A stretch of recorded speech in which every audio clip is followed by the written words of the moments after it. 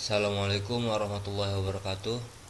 Saya Fadilah Hanafi Abdul Ghani ingin mempresentasikan kritik terjemahan syair-syair hikmah Kiai Haji Wahid Hasyim.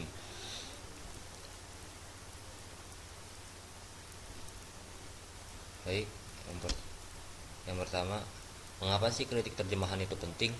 Nah, terjemahan karya sastra, terutama syair hikmah, itu memerlukan ketelitian yang tinggi untuk menjaga keindahan dan kedalaman maknanya.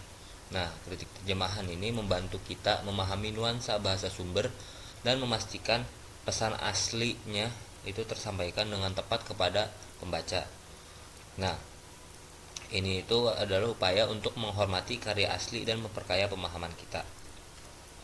Lanjut saja ke kritik syair yang pertama, yaitu teks sumbernya berbunyi wala syai'un yadumu fakun hadisan jamilal dzikri fad dunya hadis, yang mana terjemahan aslinya yang dikritik itu adalah tak ada satupun di dunia ini yang kekal, maka ukirlah cerita indah sebagai kenangan karena dunia memang sebuah cerita. Nah, untuk revisi terjemahan yang disarankan itu dari peneliti itu adalah tiada sesuatu pun yang kekal, maka jadilah engkau kisah indah yang dikenang, sebab dunia hanyalah kisah yang diceritakan. Nah, untuk penjelasnya, syair yang pertama ini kan berbicara tentang kefanaan dunia dan pentingnya meninggalkan jejak yang baik. Nah, untuk terjemahan yang awal, yang aslinya itu tuh kurang menangkap kedalaman makna hadis dan cenderung menafsirkan secara bebas. Untuk aspek kritiknya itu, yang pertama di sini ada aspek leksikal, yang mana dari segi leksikal kata cerita itu terlalu umum. Yang bagus itu adalah kata kisah atau pembicaraan yang dikenang, itu lebih tepat. Nah, dari segi struktur, terjemahan awal ukirlah cerita indah itu adalah tafsir bebas. Nah, dari segi register perlu lebih puitis dan bernuansa hikmah. Dan dari segi makna, penambahan arti mengukir itu menyebabkan pergeseran makna.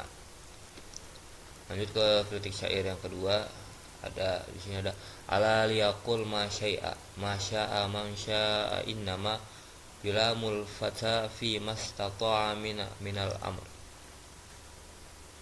yang mana artinya itu ungkapkanlah apa yang ingin diungkapkan, jangan ragu, pemuda memang selalu dicemooh lantaran kecakapannya. Nah, untuk revisi dari terjemahan itu yang disarankan itu adalah biarlah siapa saja berkata sesukanya karena seorang pemuda hanya dicela dalam perkara yang memang ada dalam kemampuannya. Nah, untuk syair kedua ini membahas tentang celaan yang mungkin diterima seseorang namun hanya dalam batas kemampuannya. Terjemahan awal itu menyimpang dari makna inti, yulamu dan pola kalimat Arab. Untuk aspek yang dikritik, pertama dari segi leksikal, dicemooh lantaran kecakapannya. Narasi dicemooh lantaran kecakapannya itu keliru, seharusnya dicela atas perkara yang ia mampu lakukan. Nah, dari segi struktur, frasa ungkapkanlah apa yang ingin diungkapkan itu tidak mewakili pola kalimat Arab. Nah, dari segi register, terjemahan aslinya itu kurang formal dan sakral, dan dari segi mana terjadi penyimpangan makna tentang alasan celaan. Lalu lanjut ke kritik syair yang ketiga. Di sini teks sumbernya berbunyi dari ini ana lumala yunalu minal ula fasambul ula fis sambi wasal fis sahli turidina idrakal ma'ali rakhiyasah fala budda duna syahri min ibrin nah. Untuk terjemahan aslinya itu, biarkan aku meraih kemuliaan yang belum tergapai, derajat kemuliaan itu mengikuti kadar kemudahan dan kesulitannya. Kau kerap ingin mendapatkan kemuliaan itu secara murah, padahal mengambil madu harus merasakan sengatan lebah. Untuk revisi terjemahannya itu berbunyi biarkan aku meraih kemuliaan yang sulit digapai, sebab kemuliaan yang agung hanya diraih dengan kesulitan, dan kemuliaan yang ringan diraih dengan kemudahan. Engkau menginginkan kemuliaan yang dengan murah, padahal tiada madu tanpa sengatan lebah. Nah, untuk syair ketiga ini menekankan bahwa kemuliaan itu tidak dapat didapat dengan mudah, melainkan harus melalui perjuangan. Metafora sengatan lebah untuk madu itu kuat di sini. Nah, untuk aspek kritiknya, yang pertama dari segi leksikal, frasa derajat kemuliaan itu kurang puitis. Yang bagus itu lebih baik itu menjadi kemuliaan yang agung. Nah, dari segi struktur ini perlu perbaikan untuk menjaga keindahan syair, seperti pada kalimat kemuliaan agung hanya diraih dengan kesulitan. Nah, dari segi register, untuk terjemahan yang aslinya itu kurang retoris, perlu menjaga nuansa syair. Dan dari segi makna, frasa pengambil madu harus merasakan sengatan lebah itu